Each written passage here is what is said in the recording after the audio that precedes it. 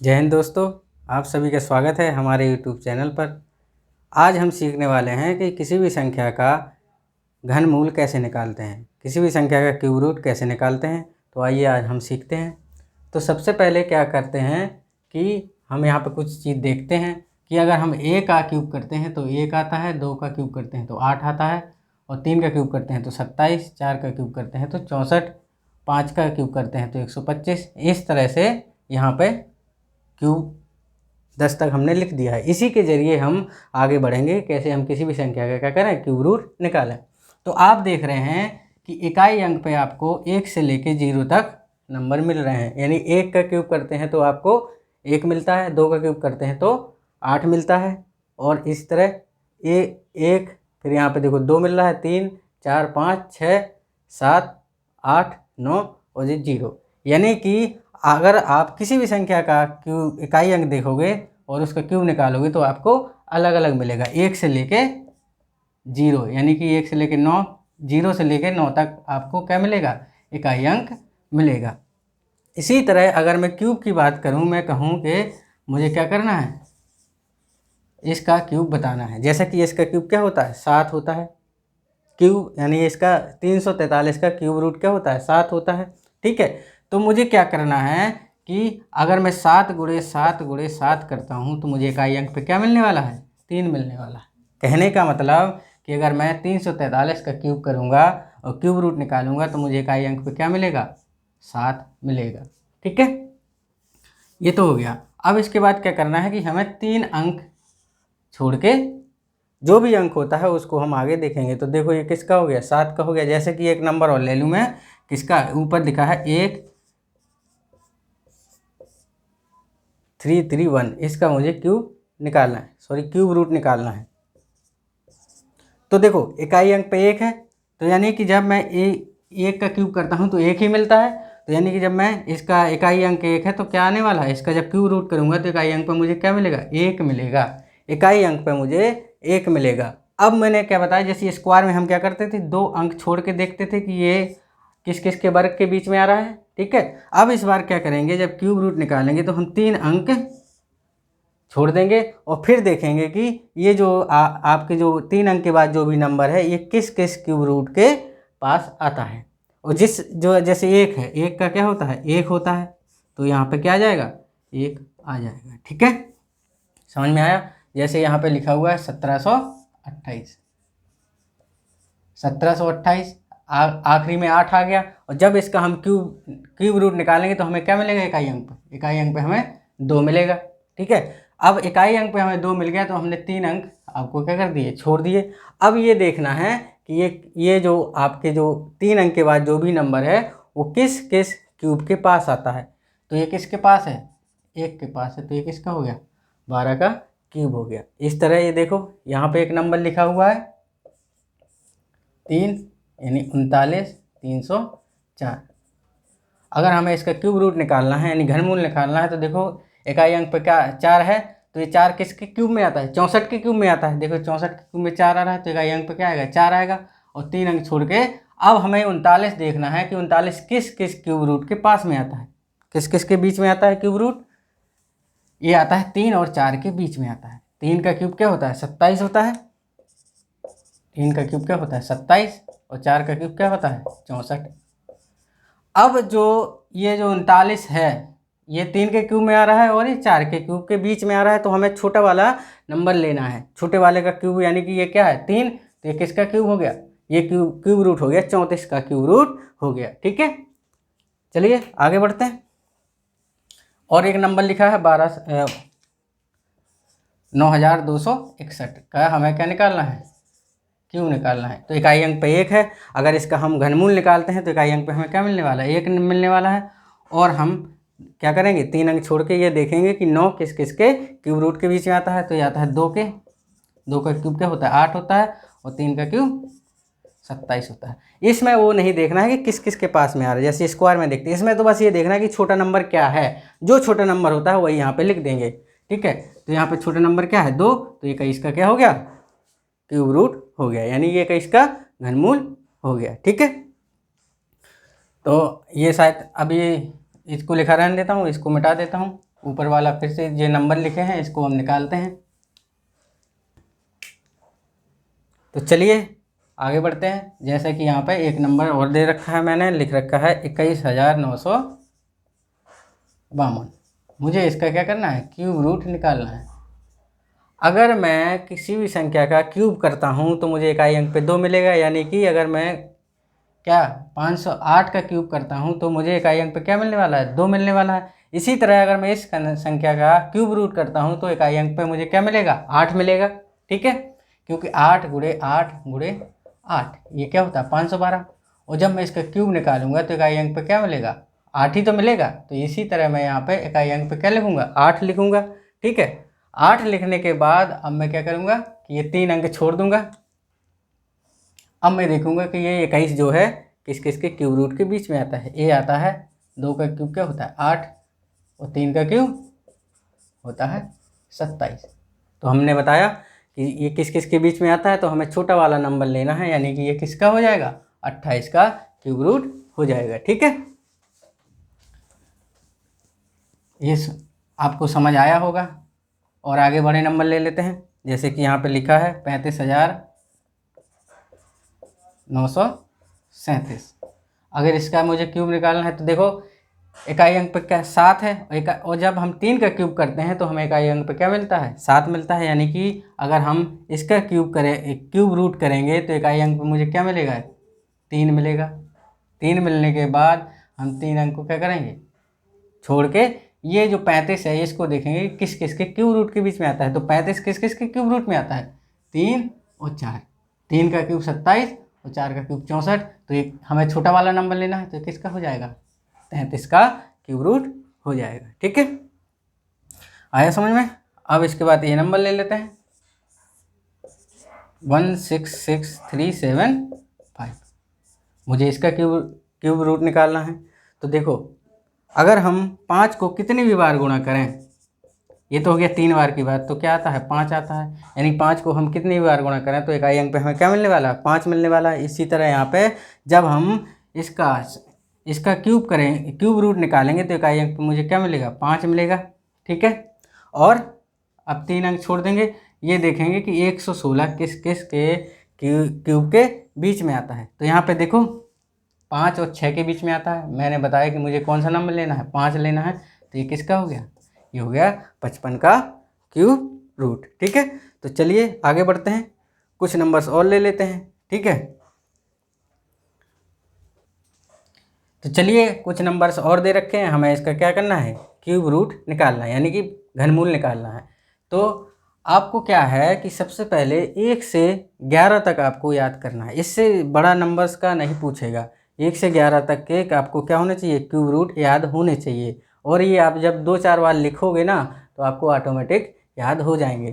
ठीक है, ऑब्वियस सी बात है, 5-6 तक तो सबको याद होते हैं। यहाँ थोड़ी दिक्कत होती है, तो आप इसको 2-3 बार प्रैक्टिस में लाओगे तो आपको ऑटोमेटिक याद हो जाएंगे। ठीक है, और बस ये याद करने के बाद इसके बाद आपको कोई समस्या नहीं होगी किसी भी संख्या का क्यूब रूट निकालने में। ठीक है, तो अब देखो यहाँ पे लिखा है, ये नंबर्स लिखा है, हमें इसका क्या करना है, क्यूब रूट निकालना है। तो देखो इकाई अंक पे 8 है, अगर मैं इसका क्यूब रूट करूँगा तो मुझे इकाई अंक पे क्या मिलेगा, ये मुझे पता है कि जब 2 का मैं 3 बार गुणा करता हूँ तो मुझे क्या मिलता है, 8 मिलता है।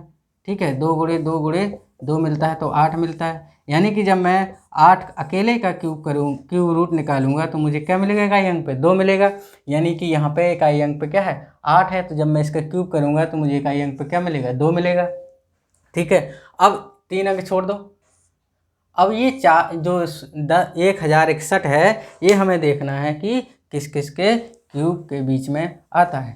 देखो इधर मैंने बना रखा है, तो देखो 1061 किसके बीच में आता है, देखो 10 के क्यूब के और 11 के क्यूब के बीच में आता है। तो मुझे कौन सा नंबर लेना है, जो इससे छोटे वाले होता है उसको हमें लेना है। जैसे ये 1061 है और ये क्या है, 10 का क्यूब 1000 है, तो मुझे क्या लेना है, छोटा वाला लेना है, ना कि 11 लेना है। ठीक है, तो ये हो जाएगा आपका 102 का क्यूब रूट। ठीक है, अगर 102 को 3 बार गुणा करते हैं तो आपको ये संख्या प्राप्त होती है।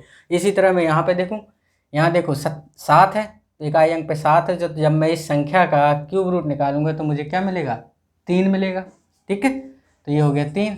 अब 3 अंक छोड़ के क्या करना है, ये क्या करना है, 1442 मुझे देखना है किस किस संख्या के क्यूब के बीच में आता है। ठीक है, तो देखो 1442, यहाँ देखो ये क्या है, ये 11 का क्यूब है, 1331, 12 का क्यूब होता है 1728, ये हो गया 11 का क्यूब 1331, और ये संख्या किसके बीच में है, ये संख्या इन दोनों के बीच में है। देखो ये 12 का होता है 1728, 11 का होता है 1331, और ये संख्या कितनी है 1442। तो मुझे कौन सा नंबर लेना पड़ेगा, छोटा नंबर लेना पड़ेगा, यानी कि ये किसका है, 113 का क्यूब रूट है। ठीक है, अब आते हैं इस नंबर पे।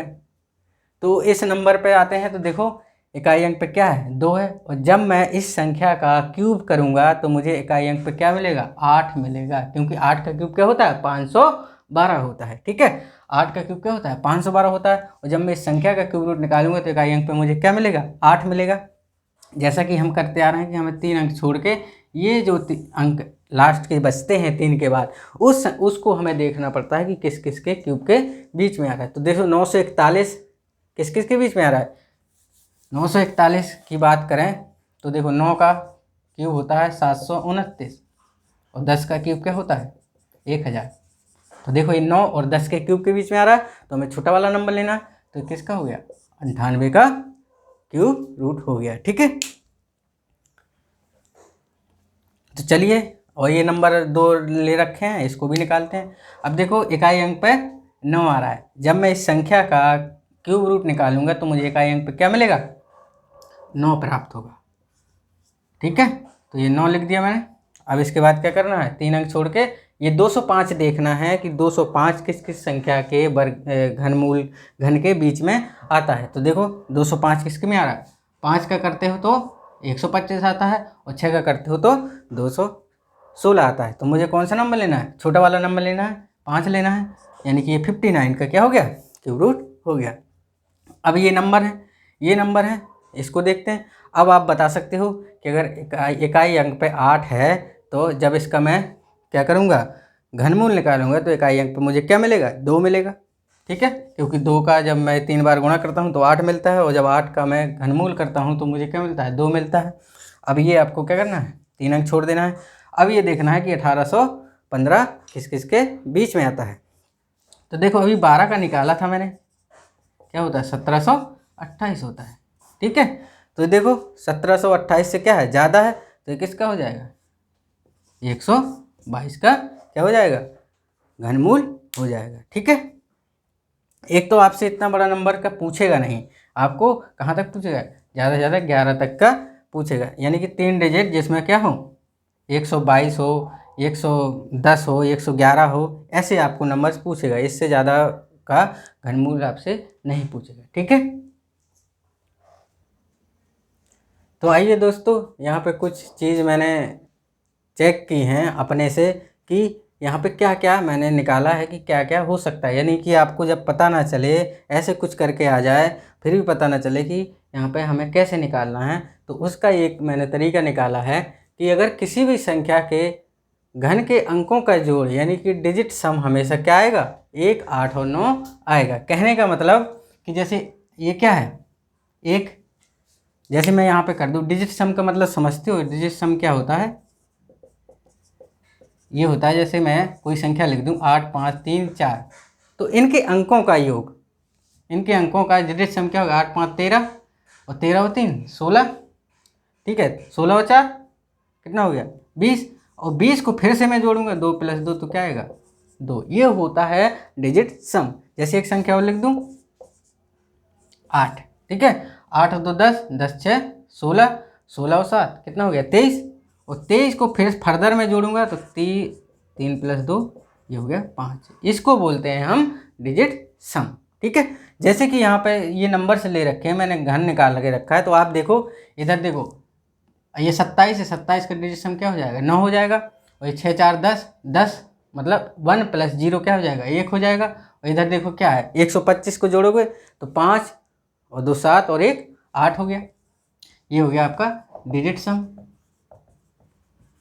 और यहाँ पे देखो 6 और 3 9, 6 1 7 और 2 9 हो गया। इधर देखो 4 3 7 और 3 10 10, वही बताया मैंने, डिजिट सम क्या आता है, 1 आता है 10 का, क्योंकि 1 प्लस 0। इधर क्या हो गया, 5 1 6 1 6 2 8। इधर देखो ये कितना हो जाएगा, 9 9 दूनी 18, 18 को फिर फर्दर जोड़ोगे तो 1 प्लस 8 कितना आ जाएगा, 9 आ जाएगा। और इधर 1 और इसको फिर जोड़ो तो देखो 3 दूनी 6, 6 और 2 8। यानी कि अगर आप किसी भी संख्या, कोई भी संख्या का घन निकाल रहे हो और उनका डिजिट सम देख रहे हो तो आपको क्या मिलने वाला है, 3 अंक मिलने वाले हैं। क्या क्या मिलने वाले हैं, 1 मिलेगा, 9 मिलेगा और आपको 8 मिलेगा। ठीक है, तो अगर आपको कभी भी इस तरह का सवाल दे रखा हो कि आपसे पूछ लिया जाए कि कौन सी संख्या क्या है, घन नहीं है, तो आप एक मेथड आप ये भी लगा के देख लो। निकालने से पहले आपको ये चेक करना ज़रूरी है। इससे आपको हो सकता है डिजिट सम से कभी सवाल पूछ दिया जाए डिजिट सम पे आधारित कि आपको डिजिट सम का नॉलेज है या नहीं है, उस पे आधारित क्वेश्चन दे दिया जाए और आपसे पूछ दिया जाए कि कौन सी संख्या क्या है, घन है या कौन सी संख्या घन नहीं है। तो आइए डिजिट सम के आधार पर मैं निकालते हैं कि कौन सी संख्या क्या है, घन है और नहीं है। तो देखो इस संख्या का अगर मैं डिजिट सम निकालता हूँ तो क्या मिलता है, देखो 5 3 8 8 8 16 8 3 24 और 1 25, 25 का 5 और 2 7, तो इसका डिजिट सम आ गया 7। ठीक है, और इसका निकालेंगे तो 6 4 10 4 14, 14 और 7 21, 21 और 6 हो गया 27। 27 का मतलब डिजिट सम कितना, 9। 27 का मतलब 7 प्लस 2 कितना हो गया, 9 हो गया। इधर देखो 6 2 8 8 3 11, 11 और 8 19, 19 का मतलब 9 प्लस 1 10 और 10 का होता है डिजिट सम कितना होता है, 1 होता है। ठीक है, और इधर 6 1 7 7 4 11 1 12, 12 और 2 14, 14 5 19, 19 का डिजिट सम क्या आता है, 1 आता है। तो अब आप बता सकते हो कि कौन सी संख्या क्या है, घन नहीं है। मैंने बताया कि किसी भी संख्या का अगर घन करते हो तो उसके अंकों का जो डिजिट सम आता है वो कहता है 1 8 और 9, यानी कि ये संख्या आपकी क्या है, घन नहीं है। ठीक है, मुझे लग रहा है कि आपको कुछ समझ आया होगा। अब यहाँ पे देखते हैं कौन सी संख्या घन है। अब देखो यहाँ पे भी वही चीज़ लगाएंगे, 6 2 8 8 4 12 1 13, 13 और 2 15 5 20। ये क्या है, इसका डिजिट सम कितना आ रहा है, 2 आ रहा है। और जबकि 2 आता ही नहीं है, वहाँ पे देखो 3 अंक आ रहे हैं, 1 9 8, यानी कि ये संख्या भी क्या है, घन नहीं है। यहाँ पे देखो 6 2 8 8 2 10, 10 हुए 10 और 9 19, ये क्या है, इसका डिजिट सम कितना आ रहा है, 1 आ रहा है। इसका निकालो, 7 3 10 4 14, 14 9 23, 23 और 6 हो गया आपका 29, 29 और 30 और 8 38, मतलब 8 3 11, इसका डिजिट सम कितना आ रहा है, 2 आ रहा। यहाँ पे देखोगे आप फिर से डिजिट सम निकालो, 5 4 9 4 13, 13 और 8 आपका हो गया 21 और 8 29, 29 मतलब 29 का डिजिट सम हो गया 9 प्लस 2 11, और 11 का फिर से फर्दर करोगे 1 प्लस 1, यानी कि डिजिट सम क्या आ गया, 2। अब देखो यहाँ पे 2 आ रहा है, यहाँ 2 आ रहा है, यहाँ 2 आ रहा है, लेकिन 2 तो आ ही नहीं रहा। यहाँ पे डिजिट सम 1 आ रहा है सिर्फ, यानी कि ये संख्या क्या होगी, आपकी घन होगी। ठीक है, तो ये तो था किसी भी संख्या का घनमूल कैसे निकालते हैं। बहुत आसानी से आप घनमूल निकाल सकते हैं, 1 2 बार प्रैक्टिस कीजिएगा। बस आपको क्या करना है कि 1 से लेके 10 या 11 तक आपको क्या होने चाहिए, घन याद होने चाहिए। उसी आधार पे आप किसी भी संख्या का जो आपका घनमूल है वो सेकंडों में निकाल सकते हैं। देखते ही आप उसको देखोगे कि इकाई अंक क्या है, उसके बाद 3 अंक का देख लेना है, 3 अंक छोड़ के जो भी संख्या है उसको देख लेना है किस किस संख्या के क्या है, घन के बीच में आता है, तो वही संख्या आपकी क्या हो जाएगी, घनमूल हो जाएगी। आपको यही क्लास को यहाँ पे समाप्त करते हैं। हमारे वीडियो को क्या कीजिए, लाइक कीजिएगा, शेयर कीजिएगा और दोस्तों के साथ। धन्यवाद।